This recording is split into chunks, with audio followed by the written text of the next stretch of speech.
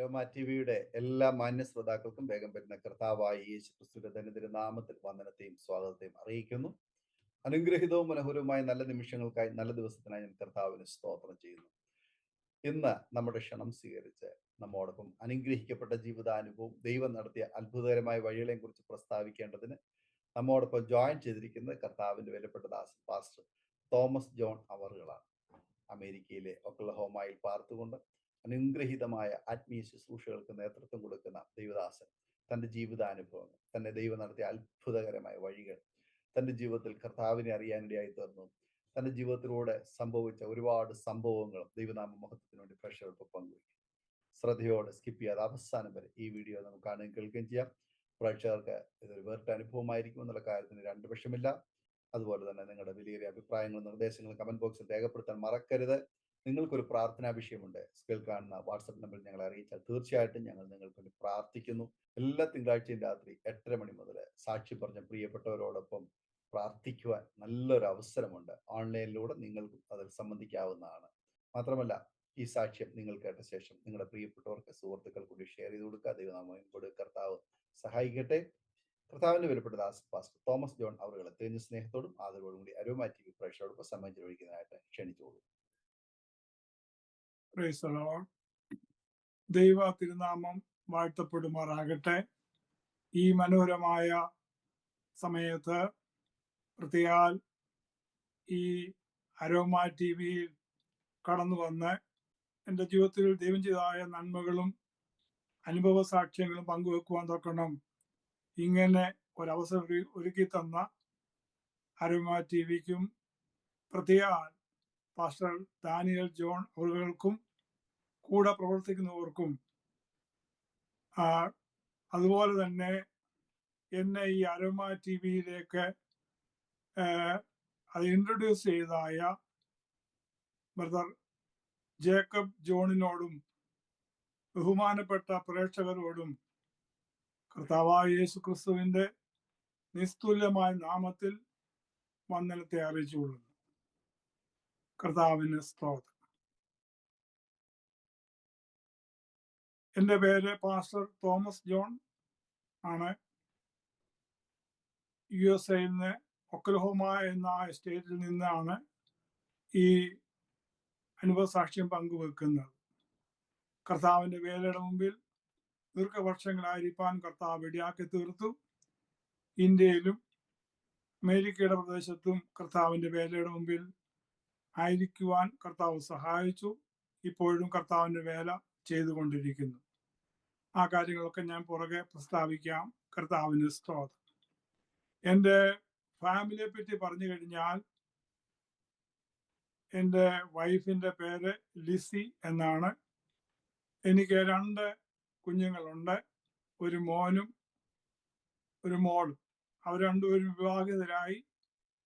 മോന് കുടുംബമായിട്ട് ഡാളസിന്റെ പ്രദേശത്തും മകൾ കുടുംബമായിട്ട് നോർത്ത് കരോളിനയുടെ പ്രദേശത്തുമായിരിക്കുന്നു. കർത്താവ് ഞങ്ങൾക്ക് 3 കൊച്ചുമക്കളെ തന്നിട്ടുണ്ട്. കുഞ്ഞുങ്ങളും അനുഗ്രഹമായിരിക്കുന്നു. കർത്താവിന് സ്തോത്രം. എൻ്റെ ബാല്യകാലത്തെ പറ്റി പറയുവാണെങ്കിൽ, ഞാൻ ജനിച്ച് വളർന്നു വന്നത് കേരളത്തിൽ പത്തനംതിട്ട ഡിസ്ട്രിക്റ്റിൽ റാന്നി എന്ന് പറയുന്ന സ്ഥലത്താണ്. ഒന്നുകൂടെ പറഞ്ഞാൽ റാന്നി പൂഴിക്കുന്ന് എന്ന് പറഞ്ഞ സ്ഥലത്താണ് ഞാൻ ജനിച്ച് വളർത്തപ്പെട്ടത്. എൻ്റെ ജനനം എന്ന് പറയുന്നത് തന്നെ ഒരു അത്ഭുതമായിരുന്നു. കാരണം എനിക്ക് ബ്രദേഴ്സോ സിസ്റ്റേഴ്സോ ഇല്ല. ഞാൻ ഒറ്റ മകനാണ്. എൻ്റെ പിതാവ് നിത്യത്തിൽ ഇന്ന് വിശ്രമിക്കുന്നു, പാസ്റ്റർ KT ജോൺ. മാതാവിൻ്റെ പേര് ഏലിയാമ്മ.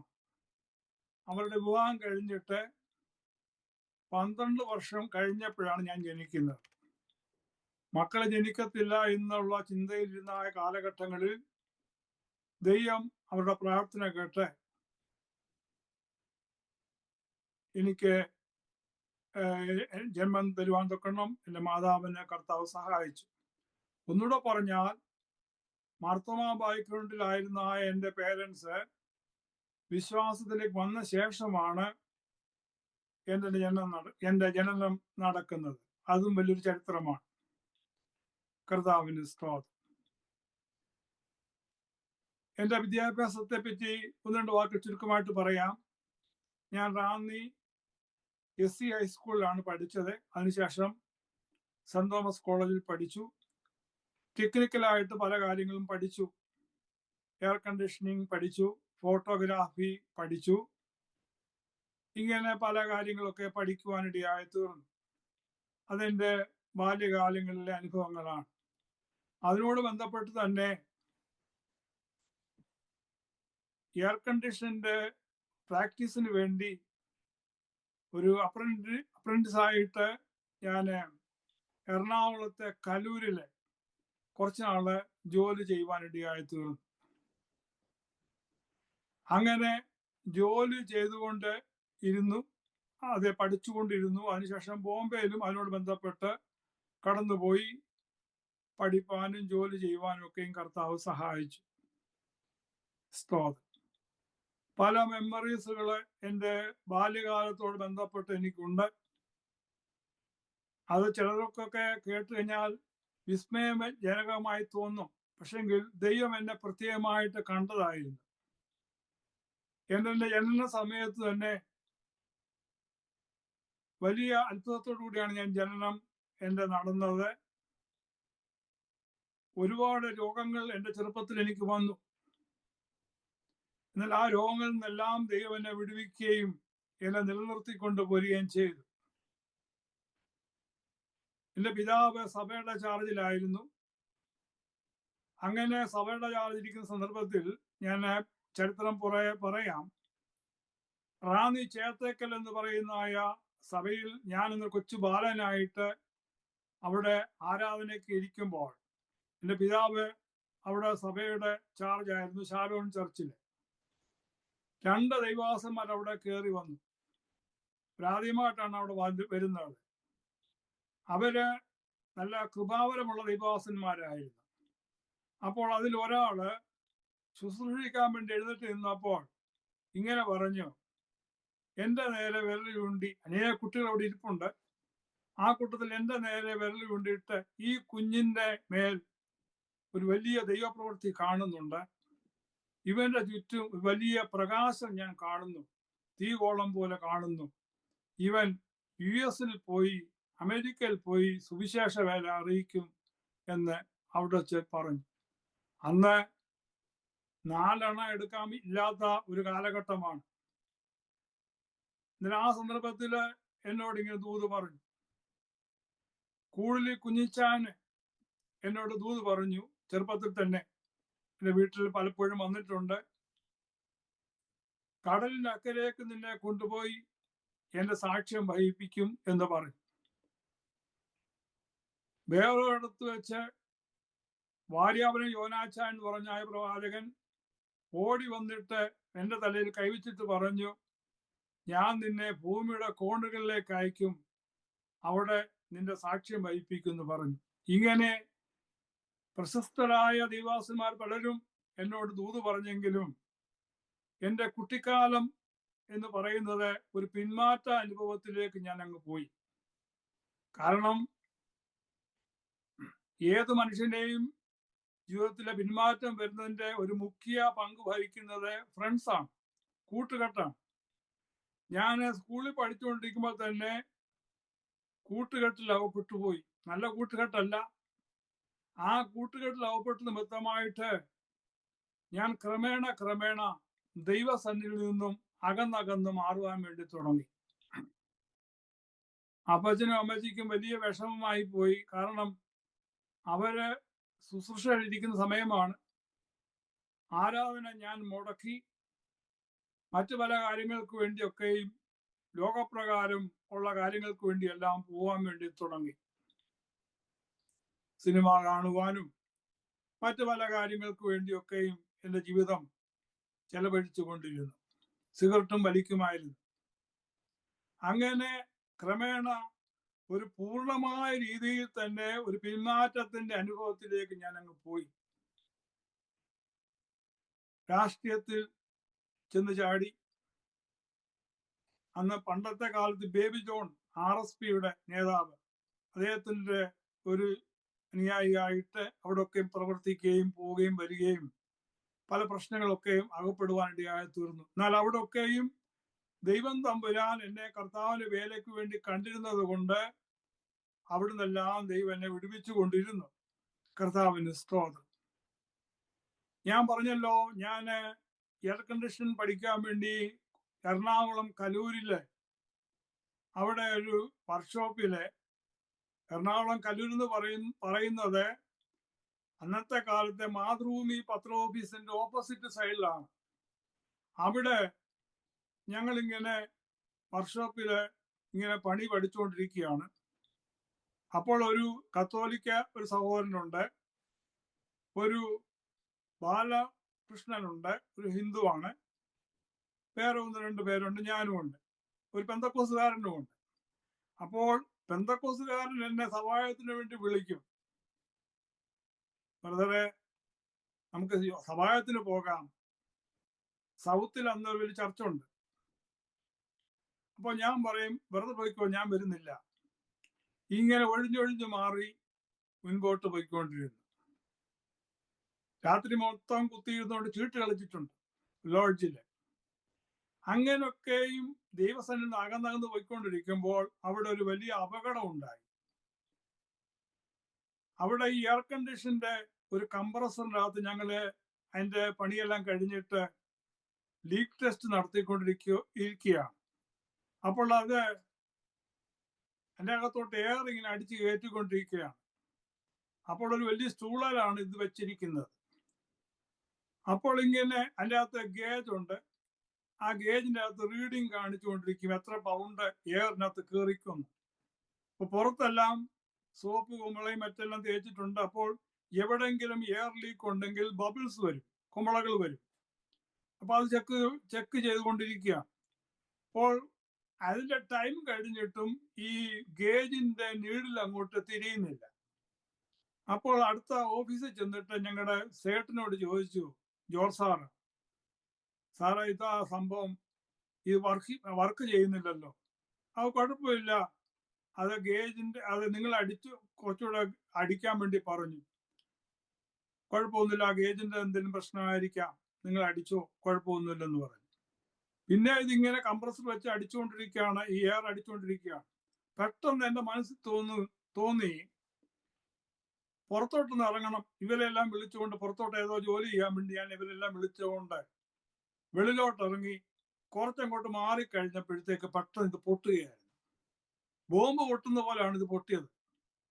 അപ്പോൾ ഇതിന്റെ ശബ്ദവും ആ പ്രദേശം മുഴുവനും പുകയും തീയും എല്ലാമായിട്ട് മൂടി. മെയിൻ റോഡായതുകൊണ്ട് വണ്ടികളെല്ലാം പെട്ടെന്ന് അവിടെ ട്രാഫിക് എല്ലാം നിന്നു. അപ്പം ആൾക്കാർ മരിച്ചെന്നാണ് എല്ലാവരുടെയും കണക്കൂട്ടൽ. പക്ഷെ ഞങ്ങൾക്ക് ആർക്കും ഒരു പോറലുണ്ടായില്ല, ഒന്നും സംഭവിച്ചില്ല. ഈ തീയും പുകയെല്ലാം അടങ്ങിയപ്പോൾ അകത്ത് ജനമെല്ലാം കയറിക്കഴിഞ്ഞപ്പോൾ അതിൻ്റെ അകത്തിരുന്നായ ഫ്രിഡ്ജ്, അത് കംപ്രസറുകള്, എയർ കണ്ടീഷൻ മെഷീനുകള്, അത് മുഴുവൻ തവിട് പൊടിയായി, ഭിത്തിയെല്ലാം പൊട്ടി, തറയെല്ലാം പൊട്ടി, എല്ലാം നാശമായി കിടക്കുകയാണ്. എന്നാൽ ആ വലിയ അനർത്ഥത്തിൽ നിന്നും ദൈവം എന്നെ വിടുവിച്ചു. കാരണം കർത്താവിന്റെ വേലയ്ക്ക് വേണ്ടി എന്നെ ചെറുപ്പത്തിലെ ദൈവാസന്മാര് ദൂത് പറഞ്ഞത് കൊണ്ടും എൻ്റെ പിതാവിന്റെ വിവാഹത്തിന് ശേഷം 12ാമത്തെ വയസ്സ് ഞാൻ ജനിച്ചവനായതുകൊണ്ടും കർത്താവിന്റെ വേലയ്ക്ക് വേണ്ടി എന്നെ കണ്ടതായതുകൊണ്ടും ദൈവം എന്നെ സൂക്ഷിച്ചു കൊണ്ടിരുന്നു. ഞാൻ പിന്മാറ്റത്തിലേക്ക് പോയിട്ടും കർത്താവ് എന്നെ കൈവിട്ടില്ല. ഒരിക്കൽ റാന്നിയിലെ ഒരു സിനിമാ തിയേറ്ററിൽ സിനിമ കണ്ടുകൊണ്ടിരിക്കുമ്പോൾ മഴക്കാലമായിരുന്നു. സിനിമാ തിയേറ്റർ ഇടിഞ്ഞു വീണു. ആ അടിയിൽ കിടന്ന ഞാനെയും ഒരു പരിക്കും പറ്റാതെ ദൈവം രക്ഷപ്പെടുത്തി. ആൾക്കാരെന്നെ വലിച്ച് അവിടുന്ന് കയറ്റി. അങ്ങനെ ഒരുപാട് പ്രശ്നങ്ങൾ കൂടെ ഒക്കെ കടന്നു പോയിട്ടുണ്ട്. അങ്ങനെ ഇരിക്കുമ്പോൾ ജീവിതത്തിൽ സമാധാനം നഷ്ടപ്പെട്ടു. ദൈവത്തെ വിട്ടു മാറുന്നവരുടെയൊക്കെ ജീവിതത്തിലുള്ള സംഭവമാണ്. തൽക്കാലം എല്ലാം ഉണ്ടെങ്കിലും കുറച്ച് കഴിയുമ്പോഴത്തേക്ക് സമാധാനം നഷ്ടപ്പെടും. സമാധാനം തരുവാൻ ദൈവത്തിന് മാത്രമേ കഴിയത്തുള്ളൂ. അങ്ങനെ എല്ലാം നഷ്ടപ്പെട്ട് ഒത്തിരി കടം വീട്ടിൽ കയറി. 4 ഏക്കറോളം ഭൂമിയും നല്ലൊരു വീടും ചുറ്റുപാടും ഒക്കെ ഉണ്ടായിരുന്നു. എല്ലാം വിറ്റ് കടം വീട്ടുവാൻ വേണ്ടി കൊടുത്ത് എന്റെ പിതാവിന് കണ്ണിന് കാഴ്ചയില്ലാത്ത ഒരാളാണ്. എന്നിട്ടും സുശേഷ വേല തപ്പിപ്പിടിച്ചുകൊണ്ടൊക്കെ പോയി ചെയ്യുമായിരുന്നു. അങ്ങനെ അതെ എല്ലാം നഷ്ടമായി. ഉടുതുണിക്ക് മറുതുണിയില്ലാത്ത ഒരവസ്ഥയിലേക്ക് ഞങ്ങളുടെ കുടുംബം വന്നു. അവസാനം കിട്ടിയ വിലയ്ക്ക് വീടും വസ്തുവും വിറ്റിട്ട് 6 വാടക വീടുകളിൽ ഞങ്ങൾ കഴിയേണ്ടതായിട്ട് വന്നു. വാടക കൊടുക്കാൻ പോലും നിവൃത്തിയില്ലാത്ത ഒരവസ്ഥയിലേക്ക് മുൻപോട്ട് പോയി. അന്നത്തെ കാലത്ത് സഭയാർജിൽ ഇരുന്ന് കഴിഞ്ഞാൽ വളരെ തുച്ഛമായിട്ടാണ് സ്വാത്രാഴ്ച കിട്ടുന്നത്. അതുകൊണ്ട് വാടക കൊടുക്കാൻ പോലും നിവൃത്തിയില്ല. അങ്ങനെയുള്ള വർഷങ്ങൾ ഒന്നല്ല അനേക വർഷങ്ങൾ അത് കടന്നുപോയെങ്കിലും അതിലൂടെ പിതാവിന് കണ്ണിന് കാഴ്ചയില്ല. എങ്കിൽ തന്നെയും സുവിശേഷ വേല വിടാതെ മുറുകെ പിടിച്ചുകൊണ്ട് അധ്വാനിച്ചുകൊണ്ട് കർത്താവിന് വേണ്ടി മുണ്ടും മുറുക്കി ഉടുത്തുകൊണ്ട് ബസ്സിന് പോകാൻ പൈസ ഇല്ലാത്തത് കൊണ്ട് നടന്നാണ് സഭായം നടത്താൻ വേണ്ടി പോകുന്നത് 10 മൈലൊക്കെ. അങ്ങനെ ഒരു കാലഘട്ടം ഉണ്ടായിരുന്നു. എന്നാൽ ഞാൻ രക്ഷാനിർണയം പ്രാപിച്ച കാര്യം പറയാൻ ആഗ്രഹിക്കുന്നു. ഇങ്ങനെ ഞാൻ പിന്മാറ്റത്തിലേക്ക് പോയിക്കൊണ്ടിരിക്കുമ്പോൾ എറണാകുളത്തെ എനിക്ക് വന്നായ അപകടത്തെക്കുറിച്ച് ഞാൻ പറഞ്ഞല്ലോ. അതുകൂടാതെ അത് ബസ് ആക്സിഡന്റ്, സൈക്കിൾ ആക്സിഡന്റ്, സൈക്കിളിൽ ലോഡ് വന്നിട്ട് എന്നെ ഇടിച്ച് എൻ്റെ നെഞ്ചത്തൂടെ കയറി അങ്ങ് പോയി. അപ്പൊ അന്ന് സ്കൂൾ വിട്ട് വരുന്ന സമയമാണ്. ഭാഗ്യവശാൽ അന്ന് ഒരു ജംഗ്ഷന്റെ അടുത്ത് വെച്ചാണ് സംഭവം നടന്നത്. അപ്പോൾ ഈ സംഭവം നടന്നപ്പോൾ എൻ്റെ ശ്വാസം നഷ്ടപ്പെട്ടു പോയി. ശ്വാസം വരുന്നില്ല. എൻ്റെ കയ്യിലുണ്ടായ അതെ പുസ്തകങ്ങളും ചോറ്റുപാത്രവും എല്ലാം തെറിച്ചങ്ങ് പോയി. സൈക്കിളുകാരനെ പിള്ളേരോട് പിടിച്ചിട്ട് ഇടിക്കുകയോ മർദ്ദിക്കുകയൊക്കെ ചെയ്യുന്ന ഞാൻ കാണുന്നുണ്ട്. പക്ഷെ എനിക്ക് ശ്വാസം എടുക്കാൻ പറ്റുന്നില്ല. തൊണ്ട അടഞ്ഞുപോയി. പെട്ടെന്ന് ദൈവം ഒരു സഹോദരനെ ഒരു അച്ഛനെ അവിടെ ഒരുക്കിയിരുന്നു. പെട്ടെന്ന് കടയിൽ നിന്നും അതേ ഓടി ഇറങ്ങി വന്നിട്ട് ഞാനിങ്ങനെ വിമ്മിഷ്ടപ്പെടുന്ന കണ്ടപ്പോഴത്തേക്ക് എന്നെ വലിച്ചെടുത്തം കുടഞ്ഞു 2-3 വട്ടം കുടഞ്ഞു കഴിഞ്ഞപ്പോഴത്തേക്ക് പെട്ടെന്ന് എൻ്റെ തൊണ്ട തുറന്നു. ശ്വാസം വിടുവാൻ വേണ്ടി തുടങ്ങി. അന്നേ മരിച്ചു പോകേണ്ടതായിരുന്നു. അപ്പോൾ ആ സന്ദർഭത്തിൽ ദൈവം ഒരാളെ അവിടെ ഒരുക്കി തന്നു. ഒരിക്കൽ ചെങ്ങന്നൂരിൽ വെച്ച് ട്രെയിനിൽ വരുന്ന സന്ദർഭത്തിൽ രാത്രി 12 മണി സമയത്ത് അവിടെ വന്ന് ഇറങ്ങുന്ന സന്ദർഭത്തിൽ കള്ളന്മാരുടെ കയ്യിൽ അകപ്പെട്ടു. അവരെന്നെ കാറിനകത്ത് കയറ്റി എങ്ങോട്ടാ സാറിന് പോകേണ്ടത്? ഞാൻ പറഞ്ഞു എനിക്ക് അതെ ബസ് സ്റ്റാൻഡിലോട്ട് പോകണം, ഞങ്ങൾ കൊണ്ടുവിടാമല്ലോ എന്ന് പറഞ്ഞ് വണ്ടി കൊണ്ട് സ്റ്റാർട്ട് ചെയ്തേയും കുറച്ചു പേരൂടെ ചാടി കാറിനകത്തോട്ട് കയറി എന്നെ നടുക്കാക്കി വണ്ടി അങ്ങ് വിട്ടു. പെട്ടെന്ന് അത് പിന്മാറ്റത്തിലാണെങ്കിൽ തന്നെയും ആരും എൻ്റെ ഉള്ളിൽ പറയുന്നത് അപകടത്തിലേക്കാണ് പോകുന്നതെന്ന് പറയുകയും എന്നെ ഇറക്കാൻ വേണ്ടി ഞാൻ നിർബന്ധിച്ചു. ഞാൻ ഉച്ചത്തിൽ കിടന്ന് നിലവിളിച്ചപ്പോൾ ഇതെല്ലാം കണ്ടുകൊണ്ട് റെയിൽവേയുടെ ആ വരാന്തയിൽ റെയിൽവേയിലെ ഒരു ഓഫീസറെ TTR ആണോ ഗാർഡാണോ ആരോ അവിടെ നിൽപ്പുണ്ടായിരുന്നു, യൂണിഫോം ധരിച്ച ഒരാൾ, ഇതെല്ലാം വാച്ച് ചെയ്തുകൊണ്ട്. അപ്പോൾ അവർക്ക് മനസ്സിലായി ഒരാൾ വാച്ച് ചെയ്യുന്നുണ്ടല്ലോ. പെട്ടെന്ന് നിർത്തി ഞാൻ അവിടെ രക്ഷപ്പെട്ട് വരുവാനിടയായി തീർന്നു. അങ്ങനെ ഒരുപാട് അനുഭവങ്ങൾ എനിക്കുണ്ട്. ഇനി ഞാൻ രക്ഷാനിർണയം പ്രാപിച്ച കാര്യം പറയാം. അതാണല്ലോ ഏറ്റവും പ്രധാനപ്പെട്ട കാര്യം. കർത്താവിലേക്ക് തിരിയുന്നതാണല്ലോ നമ്മുടെ ജീവിതത്തിലെ ഏറ്റവും വലിയ സന്തോഷമായ കാര്യം എന്ന് പറയുന്നത്.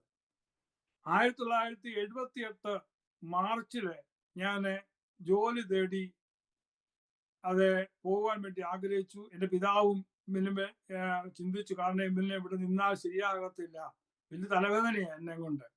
അതുകൊണ്ട് എങ്ങോട്ടേലും ജോലിക്ക് വിട്ടു കഴിഞ്ഞാൽ ചിലപ്പോൾ സ്വഭാവത്തിന് വ്യത്യാസം ഉണ്ടാകും. അങ്ങനെ ഇരിക്കുമ്പോൾ വടശ്ശേരിക്കലിൽ നിന്ന് ദേവദാസൻ വീട്ടിൽ പ്രാർത്ഥിക്കാൻ വേണ്ടി വന്നു. ഞങ്ങൾ ആരോടും ഇത് പറഞ്ഞില്ല, ബോംബെക്ക് പോകാനിരിക്കുവാന്ന്. അദ്ദേഹം പ്രാർത്ഥിച്ചുകൊണ്ടിരിക്കുമ്പോൾ അത് ഇങ്ങോട്ട് ചോദിച്ചു, ബോംബെ എന്ന് എന്നെ എഴുതി കാണിക്കുന്നല്ലോ, എന്താ അങ്ങനെ? ഇപ്പൊ പറഞ്ഞു, ഞാൻ അടുത്ത ആഴ്ച ബോംബെക്ക് പോകാൻ വേണ്ടി ഇരിക്കുകയാണ്. അപ്പോൾ ദൈവനിശ്ചയമാണെന്ന് പറഞ്ഞു. അങ്ങനെ അപ്പച്ചൻ എന്നെയും കൂട്ടിക്കൊണ്ട് ബോംബെയിൽ വന്നു. ബോംബെയില് വന്നിട്ട് അവിടെ ഒരു ചർച്ചുണ്ട്. അപ്പച്ചൻ ശുശ്രൂഷിച്ചുകൊണ്ട് നിൽക്കുന്ന ഒരു ചർച്ചിന്റെ ബ്രാഞ്ച് ബോംബെയിൽ മുള്ളണ്ടിലുണ്ട്. അന്ന് അവിടെ ശുശ്രൂഷിച്ചുകൊണ്ടിരുന്നത് അത് പാസ്റ്റർ കുരുള വർഗീസ് എന്ന് പറഞ്ഞ ദൈവത്തിന്റെ ദാസനായിരുന്നു. അപ്പൊ അദ്ദേഹത്തിന്റെ അവിടെ ചെന്ന് ഫാമിലികളെല്ലാം ചെന്ന് പരിചയപ്പെട്ട് അവിടെ മുള്ളണ്ടില് റെയിൽവേ ക്വാർട്ടറിൽ എനിക്ക് ഒരു താമസ സൗകര്യം അവർ ഒരുക്കി തന്നു. റെയിൽവേ ക്വാർട്ടർ എന്ന് പറയുമ്പോൾ ഒത്തിരി പേരല്ല താമസിക്കുന്നുണ്ട്. മുള്ളണ്ടിൽ ബോംബെയിൽ പോയിട്ടുള്ളവർക്കൊക്കെ അറിയാം, നരക ജീവിതമാണ് ബോംബെയിലെ ജീവിതം എന്ന് പറയുന്നത്. അങ്ങനെ 1978 1978 മാർച്ചില് ബോംബെക്ക് പോയി. അവിടെ വെച്ചാണ് രക്ഷയിലേക്ക് വരുന്നത്. അവിടെ ഒരു ചർച്ച്, അവിടുത്തെ ചർച്ചില് ഉപവാസ പ്രാർത്ഥന നടന്നുകൊണ്ടിരിക്കുമ്പോൾ ഞാൻ അവിടെ പുറകെ പോയിരുന്നു. അവിടെ അവിടെ അങ്ങനെ പ്രാർത്ഥന ചില ദിവസങ്ങൾ നടന്നുകൊണ്ടിരിക്കുമ്പോൾ ഒരു കുരുവിള എന്ന് പറയുന്ന ഒരു പ്രവാചകൻ അവിടെ വന്നിട്ടുണ്ടായിരുന്നു. അത് ഓടി വന്നിട്ട് എൻ്റെ തലയെ കൈവച്ചിട്ട് പറഞ്ഞു, എന്നെ പറ്റിയുള്ള സകല ചരിത്രവും അദ്ദേഹം ദൈവാത്മാവിൽ കൂടെ വെളിപ്പെടുത്തി. നീ മടങ്ങി വന്നു കഴിഞ്ഞാൽ ഞാൻ നിന്നെ അനുഗ്രഹിക്കും. എനിക്ക് നിന്നെ കൊണ്ട് വലിയ പദ്ധതിയും ഉദ്ദേശവും പ്ലാനും ഉണ്ട്. നീ ഇങ്ങനെ ഇരിക്കേണ്ടവനല്ല. എന്നാൽ മറുതലിച്ച് നീ പോയി കഴിഞ്ഞാൽ എൻ്റെ വാള് നിന്റെ പുറകെ വന്നുകൊണ്ടിരിക്കും എന്ന് പറഞ്ഞു. ഞാൻ പറഞ്ഞു, എഴുന്നേറ്റ് പ്രതിഷ്ഠിക്കാൻ വേണ്ടി പറഞ്ഞു. ഞാൻ പറഞ്ഞു, പാസ്റ്റർ ഞാനൊന്ന് വീട്ടിൽ പോയി ആലോചിക്കട്ടെ എന്ന് പറഞ്ഞു. ഞാൻ വീട്ടിൽ ചെന്ന് മുള്ളണ്ടി റെയിൽവേ ക്വാർട്ടറിൽ വന്ന് ആ രാത്രി ഇരുന്ന് പ്രാർത്ഥിക്കാൻ തുടങ്ങി, ചിന്തിക്കാൻ വേണ്ടി തുടങ്ങി. ഞാൻ ചെയ്ത ഓരോ തെറ്റുകളും പാപങ്ങളും പിന്മാറ്റങ്ങളും എല്ലാം എൻ്റെ മനസ്സിൽ കൂടി ഇങ്ങനെ തെളിഞ്ഞു വന്നുകൊണ്ടിരുന്നു. അപ്പച്ചൻ ഒരു ബൈബിൾ തന്നു വിട്ടായിരുന്നു വായിക്കാൻ വേണ്ടി. അദ്ദേഹം പെട്ടിക്കകത്ത് വെച്ചിട്ടുണ്ട്. അതുവരെ വായിക്കാതെ മടക്കി വെച്ചേക്കുക.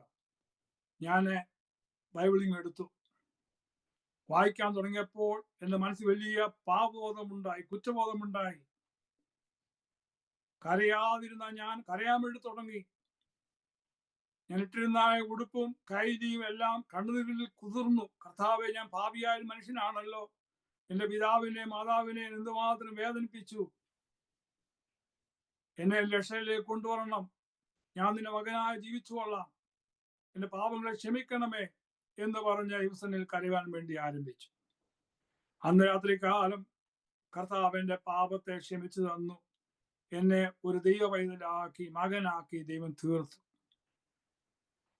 അത് മാത്രമല്ല, എനിക്ക് വലിയൊരു മാനസാന്തര രൂപാന്തരം ഉണ്ടായിട്ട് ഞാൻ ഇവിടുന്നൊക്കെ ട്രാക്റ്റുകൾ അത് ശേഖരിച്ചിട്ട് മുള്ളണ്ടിൽ നിന്നും ബോംബെ ബീച്ച് വരെ അന്നത്തെ കാലത്ത് റെയിൽവേ പാസ് എടുത്തിട്ട് ട്രെയിനിൽ കയറി പോകും. ട്രെയിനിൽ കൂടെ നടന്ന് എല്ലാവർക്കും ട്രാക്റ്റ് കൊടുക്കാൻ തുടങ്ങി. അവിടെ നിന്ന് തിരിച്ചിങ്ങോട്ട്. പിന്നെ ആ സമയ പ്രദേശങ്ങൾ മുഴുവനും കടന്ന് ഒറ്റയ്ക്കാണ്, ആരും കൂടെ ഇല്ല. ട്രാക്റ്റ് കൊടുക്കാൻ വേണ്ടി തുടങ്ങി. അങ്ങനെ കർത്താവിന്റെ വേല അവിടെ ചെയ്തു. അതിനുശേഷം ഒരു വർഷം കഴിഞ്ഞപ്പോഴത്തേക്ക് വിശാഖപട്ടണത്ത് അവിടെ ഒരു SI ഉണ്ടായിരുന്നു. CISFിലെ ഒരു SI, സബ് ഇൻസ്പെക്ടർ. അദ്ദേഹത്തിന്റെ പേര് കുര്യൻ സാർ എന്നാണ് വിളിക്കുന്നത്. അദ്ദേഹത്തെ രക്ഷയിലേക്ക് കൊണ്ടുവന്നത് അപ്പച്ചനായിരുന്നു. അത് വലിയ ചരിത്രമാണ്, അതിപ്പം പറയാൻ സമയം എടുക്കുന്നില്ല. അപ്പൊ അദ്ദേഹം ആത്മീയപിതാവായ എൻ്റെ പിതാവിനോട് പറഞ്ഞു, മകനെ ഇവിടെ കൊണ്ടുപോവാ, ഞാൻ ജോലി മേടിച്ചു കൊടുക്കാന്ന് പറഞ്ഞു. അങ്ങനെ പിതാവ് ബോംബെക്ക് വരാൻ വേണ്ടിയൊക്കെ ചിന്തിച്ചുകൊണ്ടിരിക്കുമ്പോഴാണ് എനിക്ക് ഭയങ്കരമാകുന്ന മഞ്ഞപ്പിത്തം തുടങ്ങി. മഞ്ഞപ്പിത്തം തുടങ്ങിയിട്ട് ബോംബെ ചെന്നിട്ടുള്ളവർക്കെല്ലാം അറിയാം, മഞ്ഞപ്പിത്തം കൂടി കലശലായി. അന്ന് എൻ്റെ കയ്യിൽ 80 രൂപയുള്ളൂ കയ്യിൽ. അപ്പോൾ ഞാൻ വിചാരിച്ചു, ഈ കിടന്ന കിടപ്പിൽ ഞാൻ മരിച്ചു പോകും. കാര്യം മഞ്ഞപ്പിത്തമാണെന്ന് ഡോക്ടർ പറഞ്ഞു. ഞാൻ ഈ രോഗവിവരം ചർച്ചിൽ ആരെയും അറിയിച്ചുമില്ല. എനിക്ക് അന്നും ഇന്നും ഒരു സ്വഭാവവിശേഷമുണ്ട്. നമ്മുടെ പ്രശ്നങ്ങൾ നമ്മൾ തന്നെ കൈകാര്യം ചെയ്യുക, മറ്റുള്ളവർക്ക് ബുദ്ധിമുട്ട് കൂടാതെ. അങ്ങനെയാണ് എൻ്റെ അന്നത്തെ ആറ്റിറ്റ്യൂഡും. ഇങ്ങനെ പിന്നെ നിവൃത്തില്ലെങ്കിൽ നമ്മൾ ആശ്രയിച്ചേ ഒക്കുള്ളൂല്ലോ. അപ്പോൾ അങ്ങനെ അവിടെ കിടക്കുമ്പോൾ കൂടെ താമസിക്കുന്ന മറാഠിക്കാർ ഒത്തിരി എന്നെ ഹെൽപ്പ് ചെയ്തു, ട്രീറ്റ്മെന്റ് ചെയ്യാനൊക്കെ നോക്കി. അവസാനം അവരെ ഏണ്ടൊക്കെ കടുകണ്ണ ഏണ്ടൊക്കെ കൊണ്ടുവന്നിട്ട് വയറ്റത്തിട്ട് തിരുമി എല്ലാം നോക്കിയിട്ട് അവസാനം ഇതും മൂർച്ഛിച്ചു വരികയാണ്. അപ്പോൾ ഇവര് രാത്രി പറഞ്ഞ കേട്ടു, ഇവൻ ഇനിയും അതിനാൾ ജീവിക്കത്തില്ല, ചിലപ്പോ രണ്ട് മൂന്ന് ദിവസത്തിനുള്ളിൽ മരിക്കും. മരിച്ചു കഴിഞ്ഞാൽ നമുക്ക് കുറ്റമാവും. കാര്യം നമ്മുടെ ക്വാർട്ടേഴ്സിൽ താമസിക്കുക. അതുകൊണ്ട് മരിച്ചു കഴിഞ്ഞാൽ ഒരു കാര്യം ചെയ്യാം, റെയിൽവേ പാളത്തിലോട്ട് എടുത്തിടാം. ട്രെയിൻ വന്ന് കയറി, എപ്പോഴും ഇങ്ങനെ ട്രെയിൻ വന്നുകൊണ്ടിരിക്കുകയാണ്, തൊട്ടു മുമ്പിലാണ് റെയിൽ പാളം.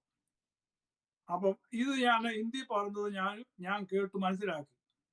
അപ്പോൾ ഞാൻ തീരുമാനമെടുത്തു, കർത്താവെ, അടുത്ത ദിവസം ഞാൻ ഇവിടുന്ന് പോവുകയാണ്, കേരളത്തിലോട്ട് പോവുക. 80 രൂപയേ ഉള്ളൂ. അതുകൊണ്ട് ജയന്തി കയറി കഴിഞ്ഞാൽ എറണാകുളം വരെ ടിക്കറ്റ് മതി. പിന്നെ കയ്യിലൊരു വാച്ചുണ്ട്, അത് വിൽക്കാം, വിറ്റിട്ട് വീട്ടിൽ ചെല്ലാം. ഇങ്ങനെ പ്ലാൻ ചെയ്തുകൊണ്ടിരിക്കുമ്പോൾ പിറ്റേ ദിവസം ഞാൻ പോവുക എന്ന് ഇങ്ങനെ ചിന്തിച്ചുകൊണ്ടിരിക്കുകയാണ്. ഇങ്ങനെ കിടക്കുകയാണ്. വെളുപ്പിനെ ഒരു മലയാളി വന്നിട്ട് അവിടെ വിളിക്കുകയാണ്, തോമസ് ജോൺ എന്ന് പറഞ്ഞ ആൾ ഇവിടെ താമസിക്കുന്നുണ്ടോ? എൻ്റെ പേര് മോഹനച്ചെന്നും വീട്ടിൽ വിളിക്കും. അപ്പൊ മറാഠിക്കാർ പറഞ്ഞുകൊണ്ട് അദ്ദേഹത്തിന്റെ ഫാദർ ഉണ്ട്, വന്ന് സ്റ്റേഷനിൽ നിൽക്കുന്നു എന്ന് പറഞ്ഞു. നോക്കുക, എത്ര അത്ഭുതമായ ദൈവപ്രവൃത്തി. അപ്പച്ചൻ ഒരു ശുശ്രൂഷയ്ക്ക് വേണ്ടി തൃശ്ശൂരിൽ വന്നപ്പോൾ അന്ന് PC മാസ്റ്റർ ഉണ്ട്. അവിടെ അപ്പച്ചൻ ദൈവശബ്ദം കേട്ടു, ബോംബെക്ക് പോവുക. എന്തോ ആ വിഷയമൊന്നും അറിയത്തില്ല. അപ്പച്ചൻ ബോംബെക്ക് പോകാനുള്ള പൈസ കയ്യിലില്ല. അപ്പച്ചൻ ഉപ്പാപ്പൻ കോയമ്പത്തൂരുണ്ട്.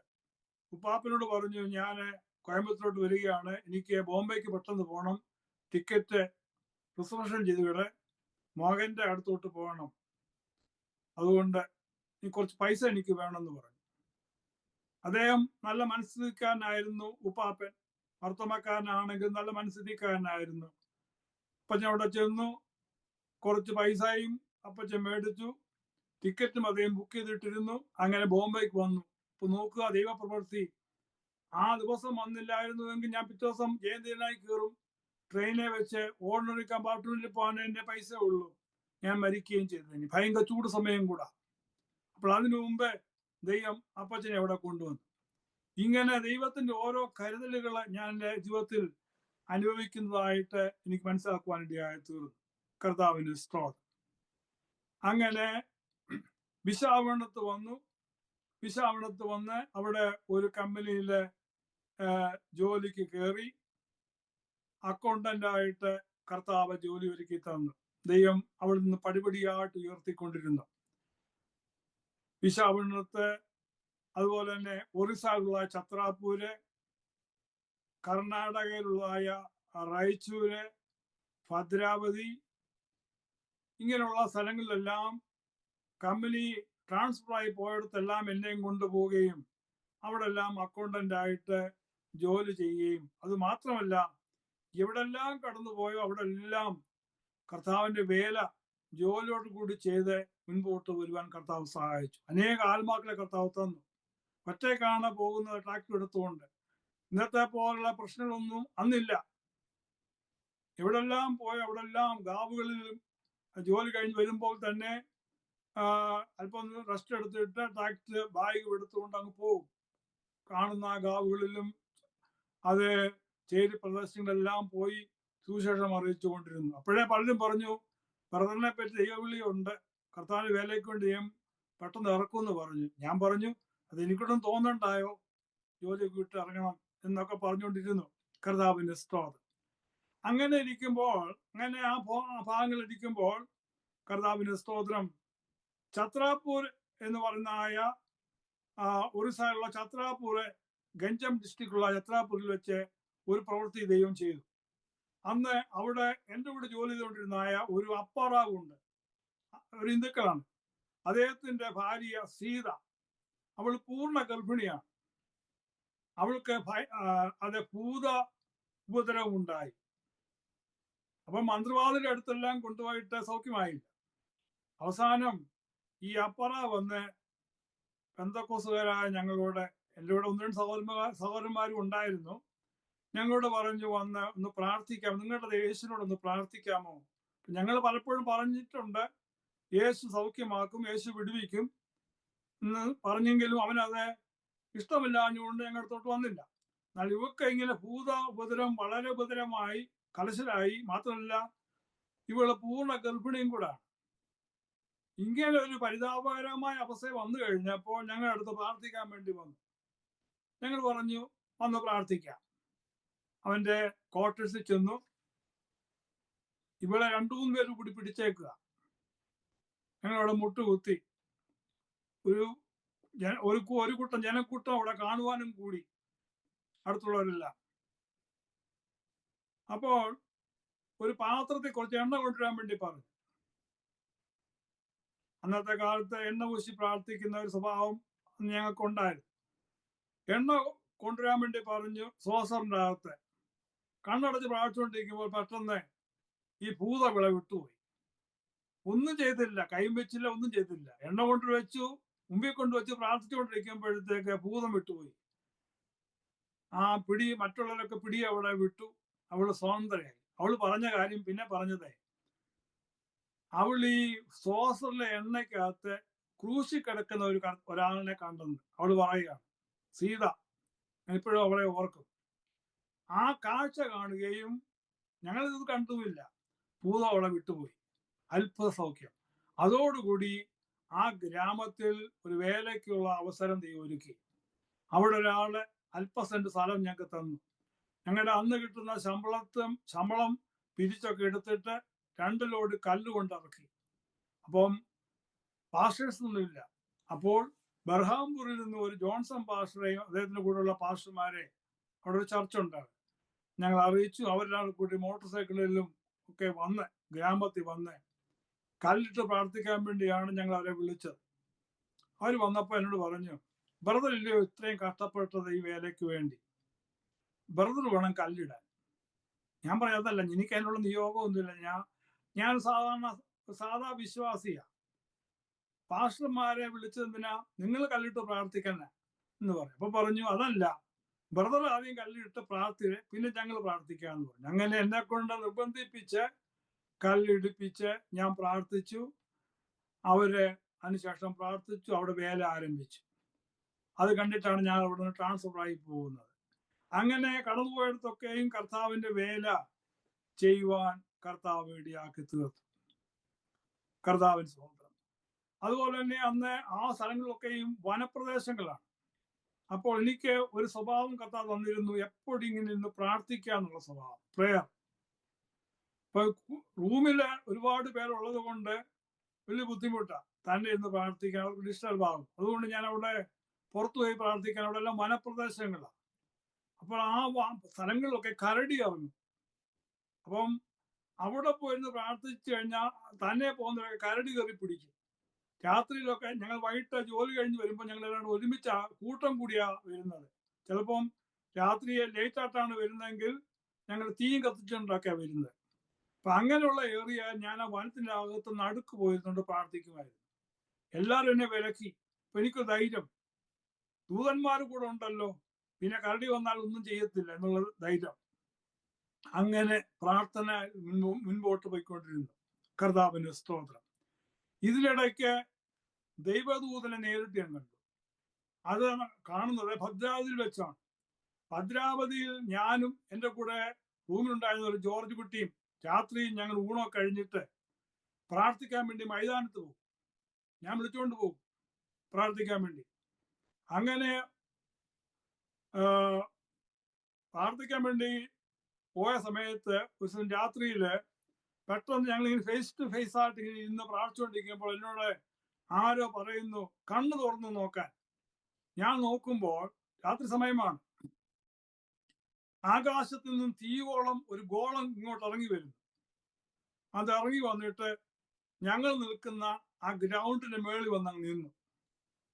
എന്നിട്ട് ആ തീകോളം ഒരു മനുഷ്യന്റെ രൂപത്തിൽ അങ്ങായി. ആകാശം നിൽക്കുകയാണ്. എന്റെ കണ്ണുകൊണ്ട് ഞാൻ കാണുകയാണ്. അപ്പോൾ ഇതിന്റെ പ്രകാശം കൊണ്ട് ആ ഗ്രൗണ്ട് മുഴുവനും പ്രകാശിച്ചു. തൊട്ടടുത്താണ് മൈസൂർ പേപ്പർ മില്ല്. അവിടെയാണ് നിങ്ങൾ ജോലി ചെയ്തുകൊണ്ടിരിക്കുന്നത്. അപ്പോൾ ആ പ്രദേശം മുഴുവനും എന്റെ പ്രകാശം കൊണ്ട് പ്രകാശിച്ച് ഞാൻ ജോർജ് കുട്ടിയെ വിളിച്ചു. പെട്ടെന്ന് ഇതങ്ങ് അപ്രത്യക്ഷമായി. അങ്ങനെ ദൈവദൂതനെ നേരിട്ട് കാണാനിടയായി തീർന്നു. രണ്ടാമതായിട്ട് ദൈവദൂതനെ കണ്ടില്ലെങ്കിൽ അനുഭവിച്ച കാര്യം, വിശാഖപട്ടണത്ത് വെച്ച് ഇരിക്കുന്ന സന്ദർഭത്തിൽ അന്ന് അവിടെ വലിയൊരു ക്രൂസ് നടക്കുകയാണ്. ആ സന്ദർഭത്തിൽ അവിടെ എന്നെ വിശാഖപട്ടണത്തെ കൊണ്ടുവന്നായ ഒരു എസ് ഐ കുര്യൻ, ഞാൻ പറഞ്ഞല്ലോ, Kurian Joseph, P J Kurian, sorry, P J Kurian, അദ്ദേഹം എന്നോട് പറഞ്ഞു, ബ്രദറെ, നമുക്ക് ഇവിടെ ഒരു ക്രൂസ് നടക്കുന്നുണ്ട്, നമുക്ക് പോയി അറ്റൻഡ് ചെയ്യാം. അവിടെ ചെന്നു. ഞങ്ങൾ ഒരുമിച്ച് ക്രൂസൈഡെല്ലാം കണ്ട് ഒരുപാട് രോഗികൾ സൗഖ്യമാകുന്നു. എല്ലാം കഴിഞ്ഞ് രാത്രി 9 സമയം കഴിഞ്ഞു. അപ്പൊ മീറ്റിംഗ് നടന്നുകൊണ്ടിരിക്കുന്ന ഇവിടെ ഒരുപാട് ജനക്കൂട്ടം വന്ന് സാക്ഷ്യം പറഞ്ഞുകൊണ്ടിരിക്കുകയാണ്. അപ്പൊ എനിക്ക് എൻ്റെ താമസ സ്ഥലത്തോട്ട് പോകണമെങ്കിൽ ബസ് പിടിച്ചു വേണം പോകാൻ. ഞാൻ പറഞ്ഞു നമുക്ക് പോകാം, ഓക്കെ എന്ന് പറഞ്ഞ് ഞങ്ങൾ രണ്ടുകൂടി എഴുന്നേറ്റ് അദ്ദേഹത്തിന്റെ ക്വാർട്ടേഴ്സിലേക്ക് പോയി. ഞാൻ ബസ് സ്റ്റാൻഡിൽ വന്ന് ബസ് പിടിക്കാൻ വേണ്ടി, ബസ് കയറാൻ വേണ്ടി വന്നിരിക്കുമ്പോൾ എനിക്ക് പോകേണ്ടെന്ന് ബസ് കൊണ്ട് നിർത്തിയേക്കുന്ന ഞാൻ കണ്ടു. അപ്പോൾ റോഡിൽ വലിയ ജനക്കൂട്ടമായതുകൊണ്ട് ഈ പുറമ്പോക്ക്, തൊട്ടടുത്ത് പുറമ്പോക്ക് ഭൂമിയാ, ആ പുറമ്പോക്ക് ഭൂമി കൂടെ ഓടുവാൻ വേണ്ടി ഞാൻ തീരുമാനിച്ചു. ബസ് പിടിക്കണമല്ലോ. അപ്പൊ മുമ്പിലുള്ള എന്തോന്ന് ഒന്നും കാണാൻ പറ്റുന്നില്ല. മുന്നോട്ട് കയറി ശീഘ്രമായിട്ട് ഞാൻ ഓടുകയാണ്. അങ്ങനെ ഓടിക്കൊണ്ടിരിക്കുമ്പോൾ ഭയങ്കര ഇരുട്ടുമാണ്. പെട്ടെന്ന് ഒരു സംഭവം ഉണ്ടായി. പെട്ടെന്ന് എൻ്റെ കോളറെ കയറി ഒരാൾ പുറകിൽ നിന്ന് പിടിച്ചങ്ങ് പുറമോട്ട് വലിച്ചങ്ങ് ഇട്ടു. അപ്പോൾ ഞാൻ അങ്ങ് ഭയന്നു പോയി. ആ വലി കൊണ്ട് മുൻപോട്ട് ആഞ്ഞുകൊണ്ട് ഓടുന്ന ഞാൻ പുറകോട്ടങ്ങ് മലന്നു. അപ്പൊ ഞാൻ വിചാരിച്ചത് മുഴുവൻ കള്ളന്മാരാണെന്നാണ് വിചാരിച്ചത്. ഞാൻ പെട്ടെന്ന് അവിടെ നിന്നിട്ട് അരണ്ട വെളിച്ചത്തിൽ സ്വല്പം വെട്ടം എൻ്റെ കണ്ണോട്ട് കയറി. അവിടെ എല്ലാം നോക്കിയിട്ട് മനുഷ്യനൊന്നും കാണുന്നില്ല. ഇതാരാ എന്നെ പിടിച്ച് വലിച്ചത്? അത് മേളിൽ നിന്നാ കൈ വന്നത്. തൊട്ട് മുമ്പ് ഞാൻ നോക്കിയപ്പോൾ ഭയങ്കര ഒരു കുഴി. ആ കുഴിയുടെ മേളിൽ വന്ന് നിൽക്കുക. അടിയില് വെള്ളം ചിലട്ട് ഒഴുകുന്നുണ്ട്. പാറകളെല്ലാം പൊട്ടിച്ച് എൻ്റെ അടി ഇട്ടേക്കുക. അടുത്ത സ്റ്റെപ്പ് വെച്ച് കഴിഞ്ഞാൽ തലയും കുത്തി നേരെ ആ പാറയിലോട്ടാണ് വീഴുന്നത്. തല പൊട്ടി അവിടെ കിടക്കും. അപ്പോഴേ മരിച്ചു പോകും. എസ് ഐ കുര്യനും അറിയത്തില്ല, വിശാഖപട്ടണത്തിന്റെ കൂടെ ജോലി ചെയ്യുന്നവരോ എൻ്റെ സഹപ്രവർത്തകരോ ആരും അറിയത്തില്ല. അപ്പോൾ എനിക്ക് മനസ്സിലായി, ദൂതനായിരുന്നല്ലോ. ഞാൻ കാണുന്നില്ലെങ്കിലും ദൂതൻ എന്നെ കാണുന്നുണ്ടല്ലോ. ഈ മക്കൾ ഒരു കാര്യം നമ്മൾ ഓർത്തു കൊള്ളണം. സ്തോത്രം. അത് നമ്മളെ ചുറ്റി പരിപാലിക്കുന്ന സ്വർഗമുണ്ട്.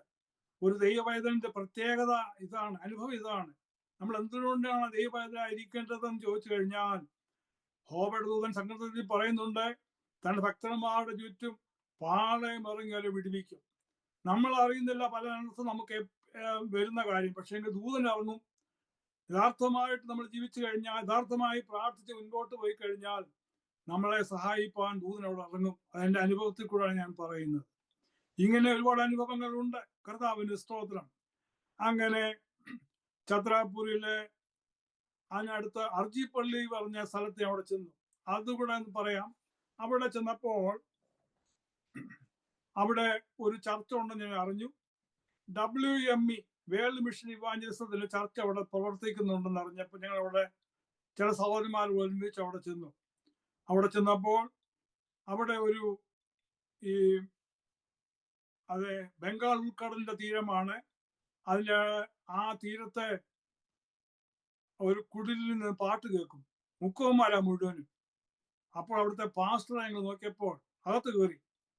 മണല, താഴെ ഒന്നുമില്ല. മണലിൽ എല്ലാവരും മുട്ടുകുത്തി നിൽക്കുന്നത്. കുഷ്ഠരോഗിയാ പാസ്റ്റർ. വിരലൊന്നുമില്ല. 2-3 വിരലുണ്ട്. ഒരു കണ്ണില്ല. കാലില് എല്ലാം പിന്നെ 1-2 വിരലേ ഉള്ളൂ. കാലിന്റെ പത്തിയുടെ അടിയിലെല്ലാം വലിയ കിഴുത്തിയ ഹോളാണ്. അതിനകത്തെല്ലാം പഞ്ഞി കയറ്റി വെച്ച്, കാര്യം പഴുപ്പ് ഇപ്പോഴും വരുന്നുണ്ട്. അദ്ദേഹത്തിന്റെ സാക്ഷ്യം ഞാൻ കേട്ടപ്പോൾ അതിശയിച്ചു പോയി. അദ്ദേഹത്തിന്റെ പേര് ബർന്നബാസ് എന്നായിരുന്നു. പൂരിയായിരുന്ന സ്ഥലം. അവിടെ വെച്ച് രക്ഷയിലേക്ക് വരികയും തന്നെ ഈ ദേശത്തെ കൊണ്ടുവന്ന് കർത്താവിന്റെ ആലോചനയാൽ കർത്താവിന് വേല ചെയ്തുകൊണ്ടിരിക്കുന്നു. ഇങ്ങനെ അനേക അത്ഭുത മനുഷ്യരെ കാണുവാനും അങ്ങനെ അവരുമായിട്ട് ഒരുമിച്ചിരുന്ന് ഭക്ഷണം കഴിക്കുവാൻ അവരുടെ കുടിലിൽ കൊണ്ടുപോയി മുക്കുവത്തിയായ സഹോദരിമാരെ, എസ്തർ എന്ന് പറഞ്ഞ ഒരു രാജ്ഞിനാ പേര്, പക്ഷേ താമസം വെറും കുടിലാണ്. അവരുടെ കൈ കൊണ്ട് തന്നെ ചോറ് വിളമ്പി തന്നു. അതൊക്കെ ഞങ്ങൾ കഴിച്ചു. ഇന്ന് സന്തോഷമായിരുന്നു ആ കാലഘട്ടങ്ങളൊക്കെ. അപ്പോൾ അങ്ങനെയെല്ലാം ആ ഭാഗങ്ങളൊക്കെയും കർത്താവ് നടത്തിക്കൊണ്ടിരുന്നു. ഇനി എൻ്റെ മാരേജിനെ പറ്റി പറയുവാണെങ്കിൽ 1985 എൻ്റെ ജീവിത പങ്കാളിയായിട്ട് ലിസി കടന്നു വന്നു.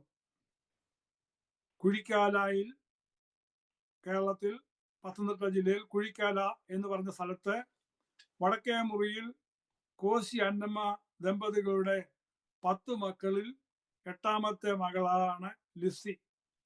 അവള് എൻ്റെ ജീവിത പങ്കാളിയായിട്ട് കടന്നു വന്നു. ഇനി അവളുടെ പേരൻസിനെ പറ്റി പറയുവാണെങ്കിൽ ഈ മാതാവ് വളരെ പ്രാർത്ഥിക്കുന്ന ഒരു മാതാവായിരുന്നു. കർത്താവിന് സ്തോത്രം. മാത്രമല്ല സുവിശേഷ വേലയ്ക്ക് വേണ്ടി വളരെ കൈത്താങ്ങൽ കൊടുക്കുന്ന ഒരു മാതാവായിരുന്നു. അവരുടെ വീട്ടിലാണ് ആദ്യമായിട്ട് ബൈബിൾ ക്ലാസ് ആരംഭിക്കുന്നത്. CSI ബാക്ക്ഗ്രൗണ്ട് ആയിരുന്നു ആദ്യം.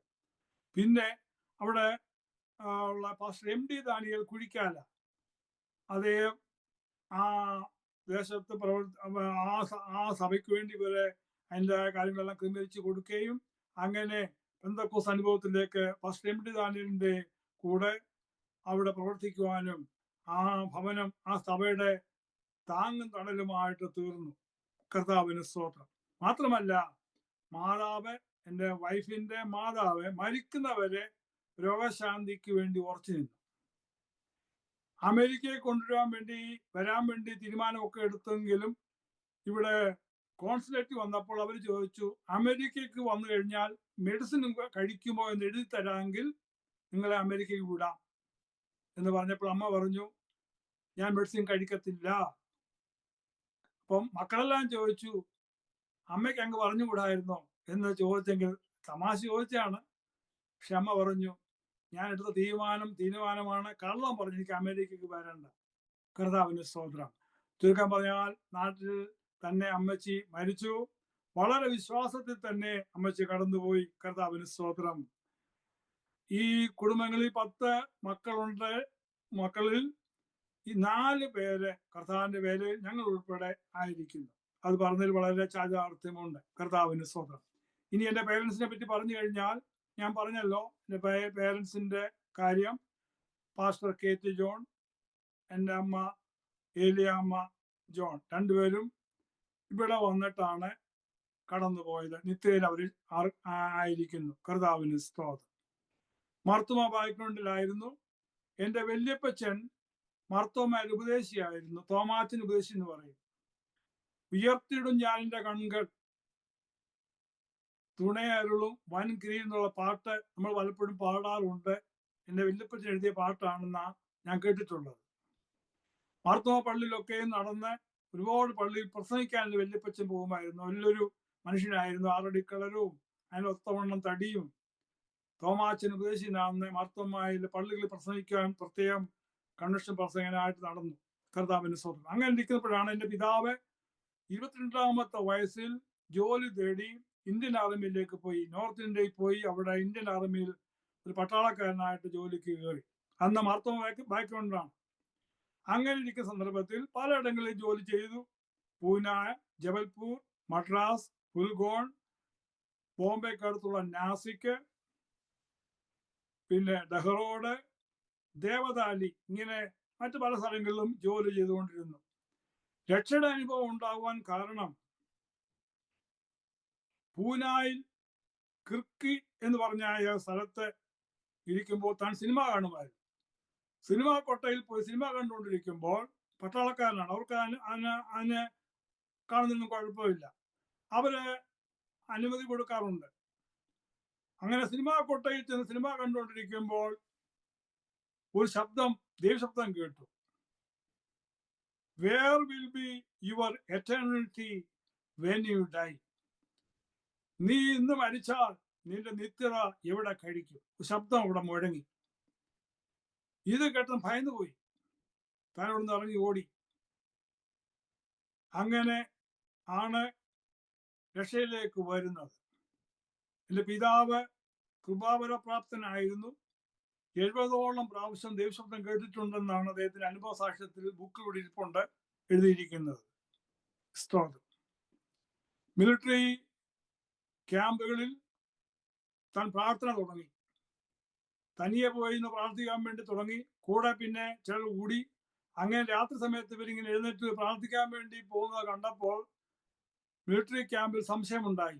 ഈ രാത്രി ഇവർ എന്തിനാണ് ഇങ്ങനെ പോകുന്നത്? സ്പൈ വർക്ക് വല്ലതും ചെയ്യാൻ വേണ്ടി പോവുകയാണ്. അപ്പോൾ ഇത് പട്ടാള ഓഫീസർ അറിഞ്ഞു, കേണൽ അറിഞ്ഞു. ഇവരെ നിരീക്ഷിക്കാൻ വേണ്ടി ആളിനെ വിട്ടു. അവിടെ ചെന്നു നോക്കിയപ്പോൾ ഇവർ പ്രാർത്ഥിക്കുകയാണ്. പിറ്റേ ദിവസം കേണൽ ഇവരെ വിളിച്ചിട്ട് പറഞ്ഞു, മിസ്റ്റർ ജോൺ, നിനക്ക് ഇത്ര വലിയ ബുദ്ധിമുട്ടാണോ പ്രാർത്ഥിക്കാൻ? ആഗ്രഹമാണോ? അയാൾ ഹിന്ദുവാണ്. എന്നാൽ ഞാൻ നിനക്ക് പ്രാർത്ഥിക്കാൻ വേണ്ടി സ്ഥലം ഒരുക്കി തരാം, നീ അവിടെ ഇരുന്ന് പ്രാർത്ഥിക്കുക.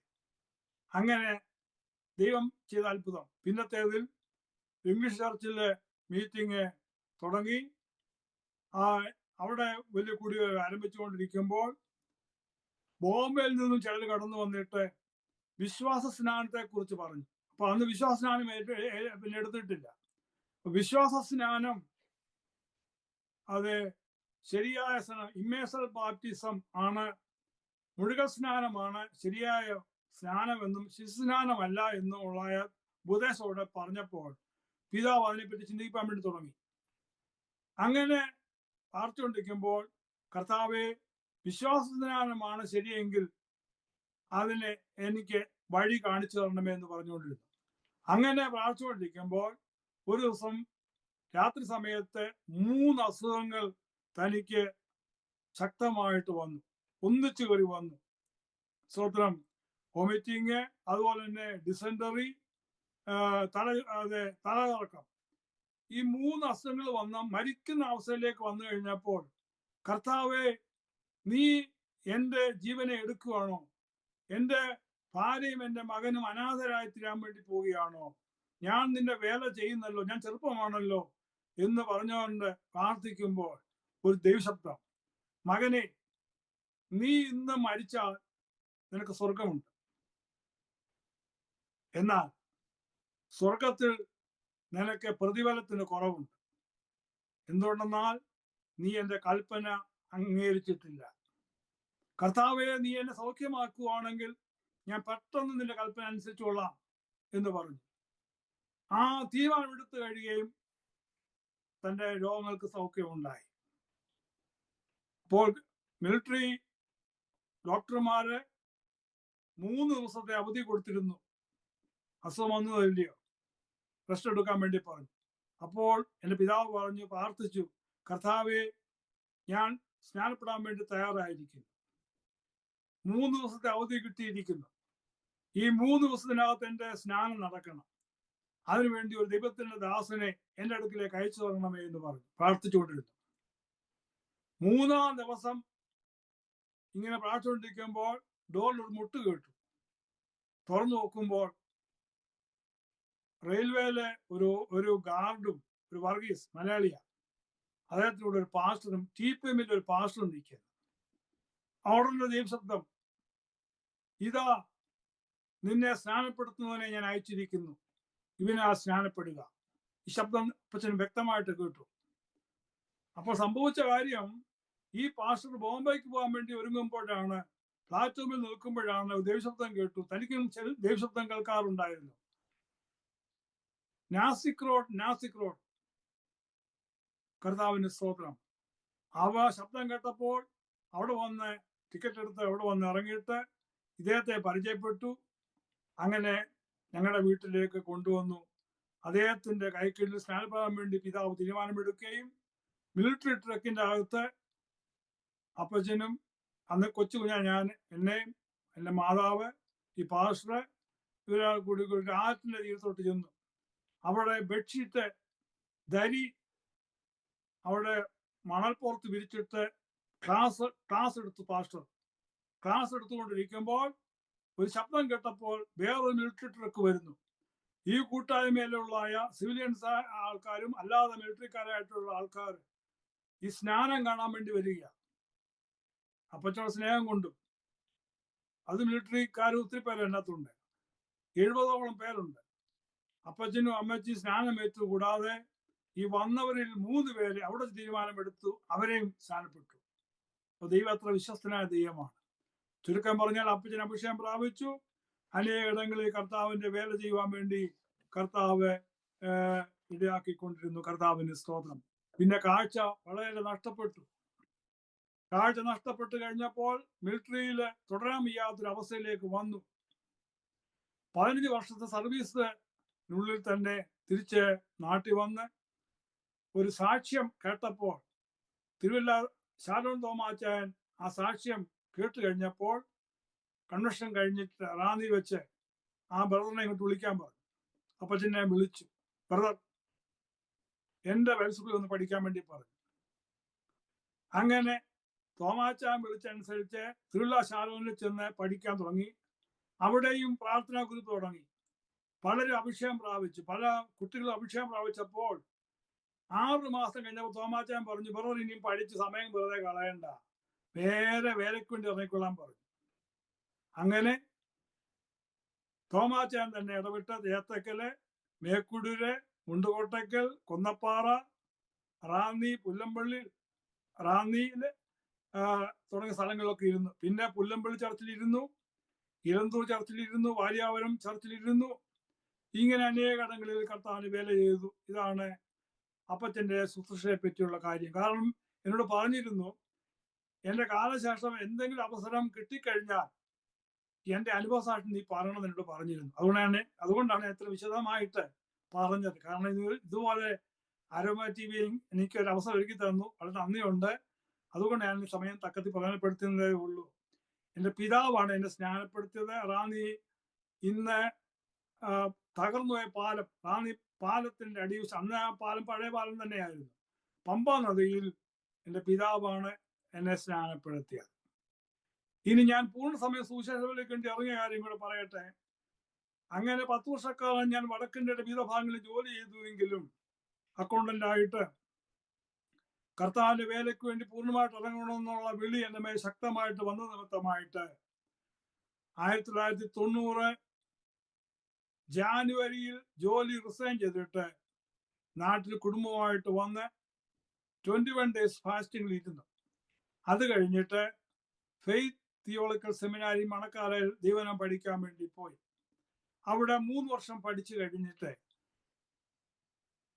കഴിഞ്ഞപ്പോൾ കോശി സാർ എന്നെ പ്രത്യേകം വീട്ടോട്ട് വിളിപ്പിച്ചിട്ട് എനിക്കൊരു ഓഫർ തന്നു. ബ്രദർ, എൻ്റെ കൂടെ നിൽക്കണം, നല്ലൊരു ചർച്ച തരാം, അപ്പച്ചന് കാഴ്ചക്കുറവുണ്ടല്ലോ, മകനായിട്ട് നിങ്ങൾ മാത്രമേ അല്ല ഉള്ളൂ, അതുകൊണ്ട് നാട്ടിൽ തന്നെ വേല ചെയ്താൽ മതിയല്ലോ, ഇവിടെ ആരും വേല ചെയ്താൽ മതിയല്ലോ, ഷാരോന്റെ നല്ല ചർച്ച തരാം. ഞാൻ പറഞ്ഞു, അച്ഛാ, ഞാൻ പ്രാർത്ഥിച്ചുകൊണ്ടിരുന്നപ്പോൾ വെളിപ്പാട് എന്നെ കാണിച്ചു, ട്രെയിൻ കയറി നോർത്ത് ഇന്ത്യക്ക് പോകുന്നതായിട്ട്. അതുകൊണ്ട് അച്ഛനോട് വിഷമിക്കല്ലേ, എന്നെ അനുഗ്രഹിച്ച് യാത്രയാക്കണം എന്ന് പറഞ്ഞു. അങ്ങനെ അച്ഛൻ, ഞാൻ ബ്രദറിന്റെ ഇഷ്ടം പോലെ ചെയ്യേ, ഞാൻ പ്രാർത്ഥിക്കാന്ന് പറഞ്ഞ് അങ്ങനെ നല്ല ഓഫറും വേണ്ടെന്ന് വെച്ചിട്ട് ബീലായിലേക്ക് പോയി. അവിടെ ചെന്നപ്പോൾ ഇത് കേട്ടുകൊണ്ടിരിക്കുന്നവർ പലരും അതൊക്കെ ഈ സാക്ഷ്യം കേൾക്കുന്നുണ്ട്. അവിടെ ചർച്ചയുള്ളവർ തന്നെ ചുരുക്കം ചിലരെ ഉണ്ടായിരുന്നുള്ളൂ. എന്നാൽ അവിടെ 1 വർഷക്കാലം പ്രവർത്തിച്ചിട്ടും ആരും വന്നില്ല. ഒരു നിരാശപ്പെട്ടു. കുഞ്ഞുങ്ങളാണെങ്കിലും ഭാഷയ്ക്ക് ബുദ്ധിമുട്ട്, കൊച്ചു കുഞ്ഞുങ്ങളാണ്. ഒത്തിരി പ്രയാസം ഉണ്ടായി. ചൂടിന്റെ പ്രയാസങ്ങളെ, ആത്മാക്കാരും വരുന്നില്ല. അങ്ങനെ ഇരുന്നപ്പോൾ കർത്താവിൻ സന്നിധിയിൽ പ്രാർത്ഥിച്ചിരുന്നപ്പോൾ ഒരു വെളിപ്പാട് കാണിച്ച് അനേക ദിവസങ്ങൾ ഉപസിക്കുകയും പ്രാർത്ഥിക്കുകയും ചെയ്തു. 21 ഡേയ്സ് ഒക്കെ ഇരുന്നു. ഒരു തലാബ് കാണിച്ചു, ഒരു കുളം. ആ കുളത്തിന്റെ കരയിൽ ഒരാൾ നിൽക്കുന്നു. അപ്പോൾ അവിടെ ഉണ്ടായിരുന്ന ഒരു ബൈജു എനിക്ക് വളരെ സഹായമായിരുന്നു. ആ കാലഘട്ടത്തിൽ ഇന്ന് അദ്ദേഹം കൊല്ലത്ത് കർത്താവിന്റെ അനുഗ്രഹം പെട്ട വേല ചെയ്തുകൊണ്ടിരിക്കുന്നു. മണക്കാലിൽ വന്ന് പഠിച്ചിട്ട് അദ്ദേഹം കൊല്ലത്ത് കർത്താവിന്റെ മഹത്വമേറിയ വേല ചെയ്തുകൊണ്ടിരിക്കുന്നു. അപ്പൊ ഞങ്ങൾ രണ്ടുപേരും കൂടെ അവിടെ ചെന്നു. ആ തലാബ് കണ്ടുപിടിച്ചു, ആ വീട് കണ്ടുപിടിച്ചു. അദ്ദേഹം വന്ന് പുറത്തോട്ട് നോക്കിയപ്പോൾ ഞങ്ങളെ കണ്ടു. അന്തറാവൂന്ന് പറഞ്ഞു. ഞങ്ങൾ അകത്തോട്ട് ചെന്നു, ഇരുന്നു. അവിടെ എല്ലാം വിഗ്രഹങ്ങളാണ്. അപ്പൊ ഞങ്ങൾ യേശുവിനെ കുറിച്ചൊക്കെ പറഞ്ഞു. അതെല്ലാം കേട്ടിട്ട് അദ്ദേഹം പറഞ്ഞു,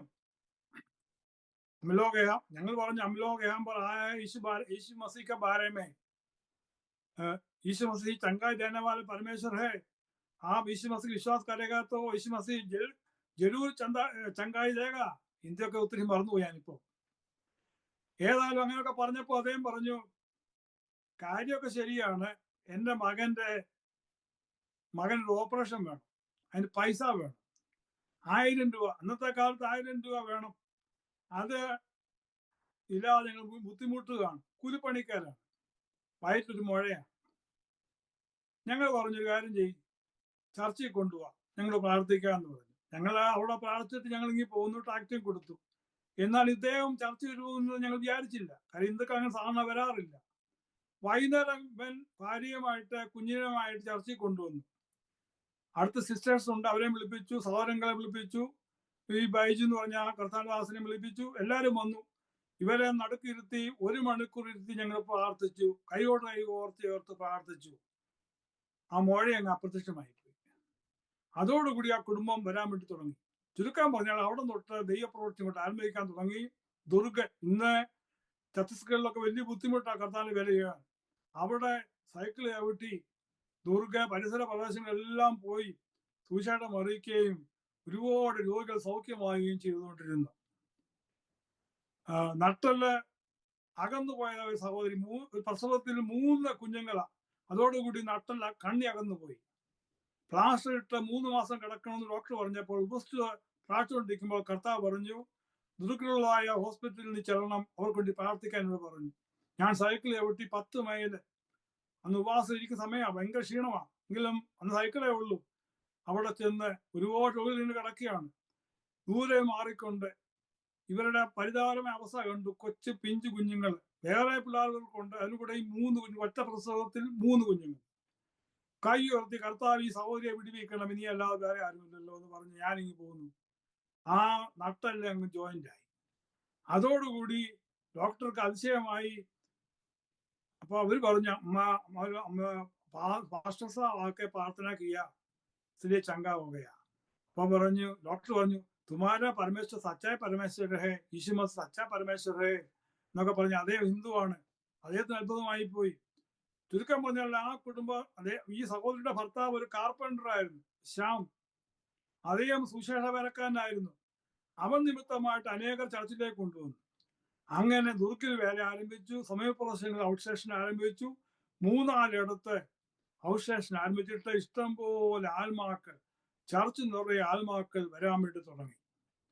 അങ്ങനെ ഒരുപാട് പ്രവർത്തികൾ അവിടെ വിരായിട്ട് പ്രദേശങ്ങൾ ചെയ്തുകൊണ്ടിരുവാൻ ഇടയായി തീർന്നു. അങ്ങനെ ഇരിക്കുമ്പോഴാണ് കർത്താവിന്റെ സ്തോത്രം, അമേരിക്കയിലേക്ക് വരാൻ വേണ്ടിയുള്ള അവസരങ്ങൾ ദൈവം ഒരുക്കി തന്നു. ഞാൻ വരുന്നില്ലെന്ന് വിചാരിച്ചാണ്, എന്നാൽ പല ഫോഴ്സുകളുടെ മുമ്പിൽ ഞാനിവിടെ വന്നു. കർത്താവിന്റെ സ്തോത്രം. അത് 1997 ഏപ്രിൽ മാസത്തിൽ ഹൂസ്റ്റണിൽ എത്തിച്ചേർന്നു. അതും വലിയ ചരിത്രമാണ്. കാരണം ഞങ്ങൾക്ക് ഇങ്ങോട്ട് 4 ടിക്കറ്റിന് പൈസ ഇല്ലായിരുന്നു. പലയിടത്തും കടം ചോദിച്ചിട്ട് കുറച്ചൊക്കെ കിട്ടി. അവസാനം പലരും സഹായിക്കാമെന്ന് പറഞ്ഞെങ്കിലും പലരും സഹായിച്ചു. എന്നാൽ അവസാനം വലിയൊരു എമൗണ്ടിന്റെ അത് കുറവ് വന്നു. അപ്പോൾ തിരുവല്ല ദേവിച്ചായൻ, അന്ന് ട്രാവൽ ഏജൻസി നടത്തുന്ന തിരുവല്ല ദേവിച്ചായന്റെ അവിടെ പോയി ബുക്ക് ചെയ്ത് വെച്ചേക്കുവാണ്. ടിക്കറ്റ് എടുത്തിട്ടില്ല. വിസ തീരാൻ വേണ്ടി ഇനിയും അത് 1-2 ആഴ്ചയുടെ ഉള്ളൂ. 4 മാസത്തിനകത്ത് വിസയുടെ കാലാവധി. വിസ നേരത്തെ കിട്ടിയായിരുന്നു മദ്രാസിൽ ചെന്നിട്ട്. അപ്പോൾ പണമില്ല വരാൻ വേണ്ടി, ടിക്കറ്റ് എടുക്കാൻ പണമില്ല, ആരും കടം തരുന്നുമില്ല. അവസാനം ഞങ്ങൾ കുടുംബമായിട്ട് തീരുമാനമെടുത്തു. അപ്പോൾ അവസാനം വന്നപ്പോഴത്തേക്ക് 1-2 ആഴ്ച ഉള്ളൂ വിസ തീരാൻ വേണ്ടി. പിന്നെ ഇങ്ങോട്ട് കയറാൻ പറ്റുകയില്ല. കർത്താവേ, ദൈവവാക്തത്വം യോനാച്ചാൻ പറഞ്ഞു, കുഴിച്ചാൻ പറഞ്ഞു, പലരും കൂടി പറഞ്ഞു, നിന്നെ ഭൂമിയുടെ കോണുകളിലേക്ക് അയക്കും, വാക്തത്വം കിടക്കുന്നുണ്ട്, പക്ഷെങ്കിൽ നിറവേറുന്നൊന്നും കാണുന്നുമില്ല. അതുകൊണ്ട് ഞങ്ങൾ ഇനി അമേരിക്കയിലോട്ട് പോകുന്നില്ല, നോർത്ത് ഇന്ത്യക്ക് തന്നെ വേലയ്ക്ക് വേണ്ടി പോവുകയാണെന്ന് പറഞ്ഞിട്ട് ഞങ്ങളുടെ കേന്ദ്രത്തോടെ, ഭോപ്പാലാണ് കേന്ദ്രം, അവരോട് വിളിച്ചു പറയാം എന്ന് തീരുമാനമെടുത്ത്, കുടുംബമായിട്ട് തീരുമാനമെടുത്ത് രാവിലെ 10 മണിയായപ്പോൾ കാണാൻ മേളിൽ പോസ്റ്റ്മാൻ വന്നിരിക്കുന്നു. അപ്പോൾ പോസ്റ്റ്മാൻ എന്താ താഴോട്ട് ഇറങ്ങി വരുന്നത്? ഒരു രജിസ്റ്റേർഡ് കത്ത്. അപ്പച്ചനെ ഞാനും കൂടെ തുറന്നു നോക്കിയപ്പോൾ ഇങ്ങോട്ട് വരാൻ വേണ്ടിയുള്ള പണം അതിനകത്തുണ്ട്, ചെക്കാണ്. ദൈവം അത്ഭുതം പ്രവർത്തിച്ചു. പക്ഷേ ഒരു കാര്യം, ചെക്ക് അന്ന് പത്തനംതിട്ട സ്റ്റേറ്റ് ബാങ്ക് ഓഫ് ട്രാവൻകൂറിലാണ് അക്കൗണ്ട് ഉള്ളത്. അവിടെ ചെന്ന് കഴിഞ്ഞാൽ അവിടെ ഒരു സ്വാമി സാർ ഇരിപ്പുണ്ട്. അതേ അത് പാസ്സാക്കി തരത്തില്ല. ഇത് പാസ്സായി വരട്ടെ, വേണമെങ്കിൽ അല്പം വേണേ തരാമെന്ന് പറയും. പക്ഷേ പാസ്സായി വരുമ്പോഴത്തേക്ക് 1 മാസം എടുക്കും. അപ്പോഴത്തേക്ക് വിസയുടെ കാലാവധി കഴിയും, ഞങ്ങൾക്ക് വരാനും പറ്റുകയില്ല. ഏതായാലും നമുക്ക് പോകാം പ്രാർത്ഥിച്ചിട്ട് ഇറങ്ങി. അവിടെ ചെന്നപ്പോൾ അന്ന് ആ സാറില്ല, ആബ്സെന്റ്. ഇന്നലെ വരെ വന്ന സാറാണ്. അപ്പൊ പിയൂണ് പറഞ്ഞു, സ്വാമി സാറ് രാവിലെ വിളിച്ചു പറഞ്ഞു ഇന്ന് ആബ്സെന്റ് ആണ്, ഒരു വയറ്റിളക്കം അതുകൊണ്ട് ഇന്ന് വരികയില്ല. അപ്പം എൻ്റെ അകത്ത് ലേഡി ഇരിപ്പുണ്ട്, അവരടുത്തോട്ട് ചെല്ല്, ഓഫീസറാണ്. അവരടുത്തോട്ട് ചെന്നു. ഞാൻ ഈ വിഷയമെല്ലാം പറഞ്ഞു. കുറച്ചു നേരം പാസ്ബുക്ക് തരാൻ വേണ്ടി പറഞ്ഞു. ട്രാൻസാക്ഷൻ അത് നോക്കിയിട്ട് പറഞ്ഞു, ഇന്ന് കാശ് വേണോ എന്ന് ചോദിച്ചു. ഞാൻ പറഞ്ഞു, സാറേ ഇന്ന് വേണ്ട, നാളെ മതി. നാളെ വന്ന് കാശ് എടുത്തോളാൻ പറഞ്ഞു. പിറ്റേ ദിവസം ചെന്നു, കാശ് കിട്ടി. അവരെല്ലാം കൂടെ അകത്ത് കൊണ്ടുവന്ന് കാശിലെടുത്തിട്ട് തന്നിട്ട് ഞാൻ ബസ്സിൽ കയറി തിരുവല്ലായി വന്ന് ദേവിച്ചെന്നെ ഇവിടുന്ന് ടിക്കറ്റ് മേടിച്ച് സന്തോഷമായിട്ട് ഒക്കലുമായി അതെ ഊസ്റ്റണിൽ വന്നു. ഇപ്പൊ ദൈവം എത്ര വിശ്വസനാണ്. നമ്മൾ ഭാരപ്പെടുന്ന വിഷയങ്ങളുടെ മുമ്പിൽ അതെ ഒന്നിനെക്കുറിച്ചും വിചാരപ്പെടരുത്. നമുക്ക് വേണ്ടി കരുതുന്ന ഒരു കർത്താവ് തക്ക സമയത്ത് വഴി ഒരുക്കി തന്നെ നമ്മൾ സഹായിച്ച അനുഭവങ്ങൾ എൻ്റെ ജീവിതത്തിലുണ്ട്. ഇവിടെ വന്നെങ്കിൽ തന്നെയും 1 വർഷം കഴിഞ്ഞപ്പോൾ ഞാൻ വീണ്ടും രോഗിയായിട്ട് തിരിച്ച് ഇന്ത്യക്ക് പോകേണ്ടതായിട്ട് വന്നു. ഭയങ്കര രോഗം, ദേവെല്ലാം പറയില്ല. അപ്പോൾ ചിലർ പറഞ്ഞു ഈ ദൈവശിക്ഷയാണ്, ഇന്ത്യയിലെ വേല വിട്ടിട്ട് വന്നതിന്റെ ശിക്ഷയാണ്, അതുകൊണ്ടാണ് ഇങ്ങനെ സംഭവിച്ചതെന്ന് പറഞ്ഞു. എന്നാൽ ഒരു കാര്യം ചെയ്യാം, ഇനി അമേരിക്കയിലേക്ക് പോയി ഞങ്ങൾ നിൽക്കുന്നില്ല, കുടുംബമായിട്ട് അങ്ങ് ഇന്ത്യക്ക് പോകാമെന്ന് വിചാരിച്ചുകൊണ്ട് ഞാൻ ഈ കുടുംബത്തെ എല്ലാം ഊഷണി കൊണ്ടാക്കി, എൻ്റെ പ്രിയപ്പെട്ട വീടുകളിൽ കൊണ്ടാക്കിയിട്ട് ഞാൻ അവിടെ നാട്ടിൽ ചെന്നു. അവിടെ ഇങ്ങനെ അതിലൂടെ മാറാതെ ചിക്കൻ ബോക്സിൽ പിടിച്ചു. കൂലിമേ കുരു എന്ന് പറഞ്ഞിട്ട് വിട്ട് അകത്തെ മുറിൽ ഇങ്ങനെ നിരാശനായിട്ട് കിടക്കുകയാണ്. അസ്ഥി കൂടമായിട്ട് കിടക്കുമ്പോൾ ഒരു 1-2 ദൈവാസന്മാരോടെ ഈ ടാക്സ് കൊടുക്കാൻ വേണ്ടി വന്നു. അവര് വന്നപ്പോൾ ചോദിച്ചു, ഇവിടെ അമേരിക്കൻ ഒരാൾ വന്നിട്ടുണ്ടോ? അപ്പച്ചൻ പറഞ്ഞു, അകത്തുണ്ട്, ഒന്ന് കാണാമോ? അപ്പച്ചൻ പറഞ്ഞു, ഇപ്പൊ കാണാൻ പറ്റുകയില്ല, വയ്യാതെ കിടക്കുക, അകത്ത് കിടക്കുക. അപ്പൊ ഞാൻ ഇതെല്ലാം കേട്ടോണ്ട് കിടക്കുക. എന്നാൽ ദൈവാത്മാവ് പറയുന്നു, 4 മാസത്തിനകത്ത് ഇവിടുന്ന് പ്ലെയിൻ കയറും. എവിടെ നിന്ന് നീ പോന്നോ അവിടെ തന്നെ നിന്നെ മടക്കി കൊണ്ടുപോകും.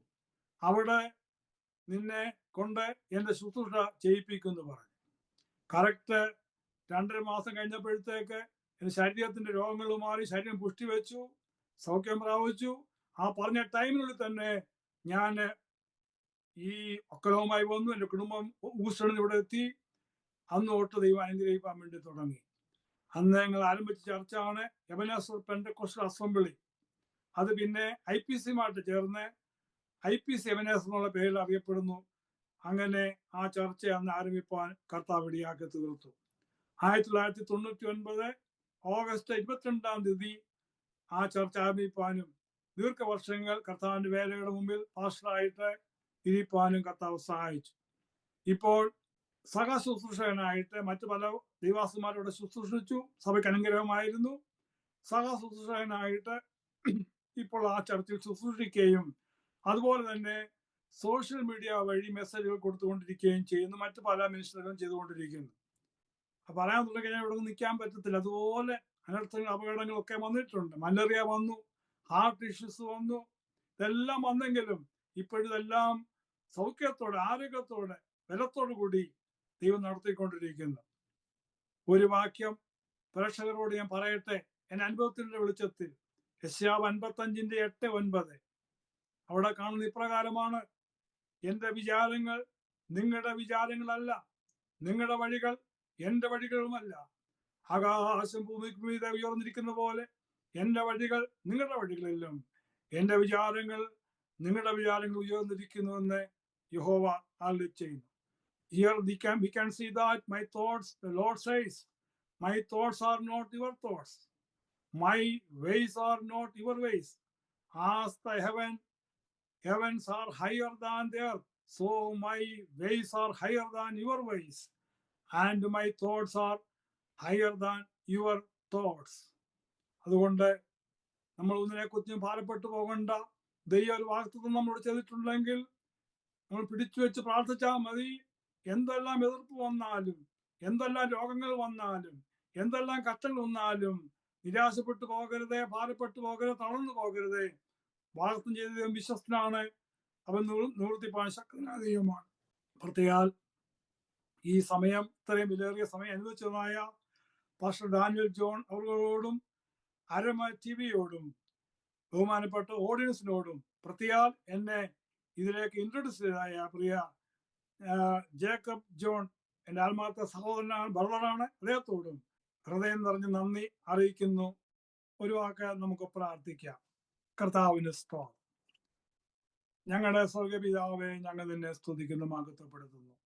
ഈ മനോഹരമായ സന്ദർഭത്തിൽ പ്രത്യേക അരമ ടിവിയോട് ചേർന്നുകൊണ്ട് ജീവിതാനുഭവങ്ങളെ പങ്കുവയ്ക്കുവാൻ തന്ന അവസരങ്ങൾക്കായി ഞങ്ങൾ നിന്നെ സ്തുതിക്കുന്നു.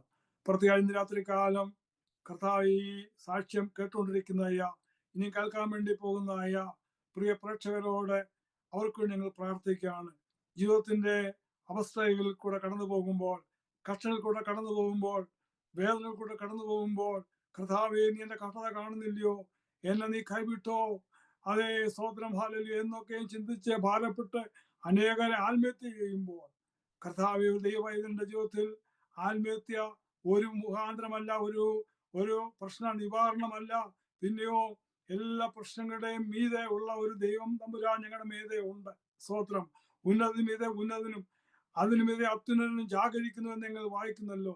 ആകയാ നിന്റെ ജനത്തെ നീ ഒന്ന് വിടുവിക്കണമേ.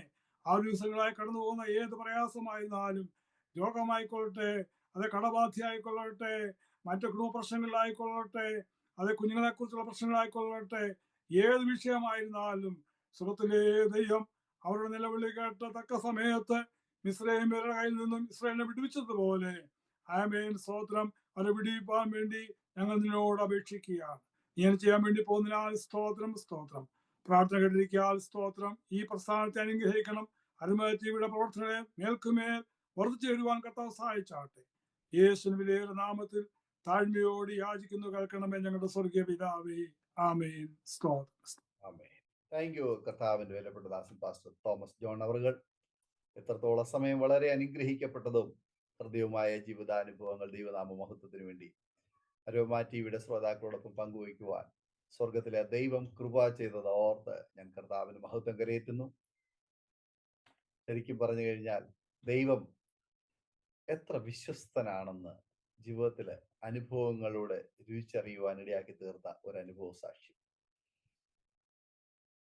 തികച്ചും ദൈവത്തിന്റെ പദ്ധതി ഒരു വ്യക്തി അറിയണമെങ്കിൽ ചില അനുഭവങ്ങളിലൂടെ ആ വ്യക്തി കടന്നുപോയെങ്കിൽ മാത്രമേ ആ വ്യക്തിക്ക് ദൈവത്തിന്റെ പദ്ധതി എന്താണെന്നും ദൈവം ആരാണെന്നും അനുഭവിച്ചറിയുക, അല്ലെങ്കിൽ രുചിച്ചറിയുവാൻ, തിരിച്ചറിയുവാൻ ഇടയായി തീരത്തുള്ളൂ. അതല്ല, നമ്മുടെ ജീവിതത്തില് ഒരു പ്രശ്നവും ഇല്ല, ഒന്നുമില്ല, വളരെ സുഖകരമായ ഒരു ജീവിതം നയിക്കുകയാണെങ്കിൽ ആ വ്യക്തിക്ക് ദൈവത്തെ മനസ്സിലാക്കുവാനോ ദൈവത്തിന്റെ പ്രവൃത്തികൾ എന്താണെന്ന് മനസ്സിലാക്കുവാനോ കഴിഞ്ഞെന്ന് വരികയില്ല. കാരണം ആ വ്യക്തിയുടെ ജീവിതത്തിൽ ആ ദൈവത്തിന്റെ പ്രവൃത്തി ഇൻവോൾവ് ആകുന്നില്ല. അതൊരു ന്യൂട്രൽ സ്റ്റേജിലേക്ക് പോകുവാൻ ഇടയായിത്തീരും. എന്നാൽ നമ്മുടെ ഓരോരുത്തരുടെ ജീവിതത്തിൽ ഉണ്ടാകുന്ന ചില സംഭവങ്ങൾ, ചില പ്രതികൂല സാഹചര്യങ്ങൾ ഒക്കെ നമ്മെ ദൈവം ആരെന്ന് ഉള്ള വ്യക്തമായ ഒരു ബോധ്യത്തിലേക്ക്, ദൈവത്തിങ്കലേക്ക്, ദൈവത്തെ കൂടാതെ ജീവിക്കാൻ കഴിയില്ല എന്നുള്ള ഒരു അറിവിലേക്ക് നമ്മളെ കൊണ്ടുവരുന്നു എന്നുള്ളതിന് യാതൊരു സംശയവുമില്ല. സ്തോത്രം.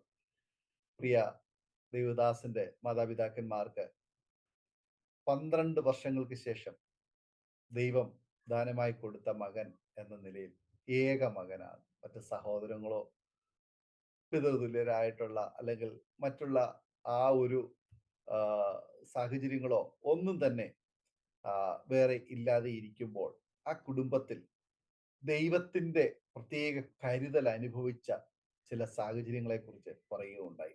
സ്തോത്രം. മാതാപിതാക്കന്മാർ വളരെയേറെ ആഗ്രഹിച്ച് പ്രാർത്ഥിച്ച് കാത്തിരുന്ന് അവർ മർത്തോമ പശ്ചാത്തലത്തിൽ ആയിരുന്നു എങ്കിലും അവരെയും ശരിയായ രീതിയിൽ രക്ഷയുടെ അനുഭവത്തിലേക്ക് വരുവാൻ അതൊരു മുഖാന്തരമായി തീർന്നു.